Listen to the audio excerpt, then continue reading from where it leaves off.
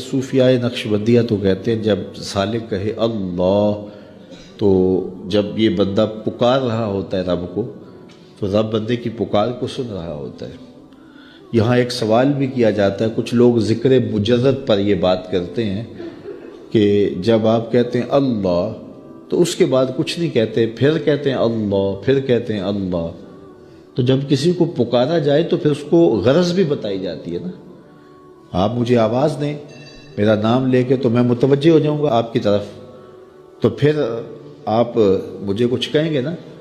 کہ جناب ہم آپ کے پاس آئے ہیں ٹائم لینے کے لیے یا کوئی اور غرض کے لیے، کسی اور مقصد کے لیے، تو وہ آپ غرض بتائیں گے مجھے۔ تو اگر آپ مجھے آواز دیں، مجھے رضا ثاقب کہہ کے پکاریں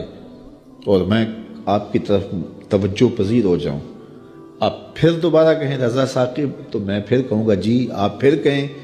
تو 2-3 بار کے بعد میں اکتا جاؤں گا کہ میاں بات بھی آگے کرو، مجھے پکار رہے ہو بار بار تو بتاؤ کیا کہنا ہے۔ تو کچھ لوگ اس پہ قیاس کر کے وہ کہتے ہیں جب پکارا جاتا ہے اللہ تو اس کے بعد تم اپنی غرض ہی بیان نہیں کرتے، پھر کہتے ہو اللہ، پھر کہتے ہو اللہ، تو کچھ کہو بھی نا۔ تو ہم اس کا جواب یہ دیتے ہیں کہ میں اس لیے پوچھتا ہوں کہ میاں کس لیے مجھے آواز دی ہے مجھے پتہ نہیں، اس لیے میں پوچھتا ہوں۔ لیکن جب بیٹا بچہ ماں کو کہتا ہے امی تو ماں کو پتہ ہوتا ہے اسے دودھ چاہیے، سردی لگ رہی ہے اسے لحاف چاہیے، اس نے واش روم میں جانا ہے، اس کی کیا ضرورت ہے۔ ماں کو پتر کی ضروریات کا پتہ ہوتا ہے، بیٹے نے صرف اتنا کہنا ہوتا ہے امی، آگے امی کو پتہ ہے اس کو کیا دینا ہے۔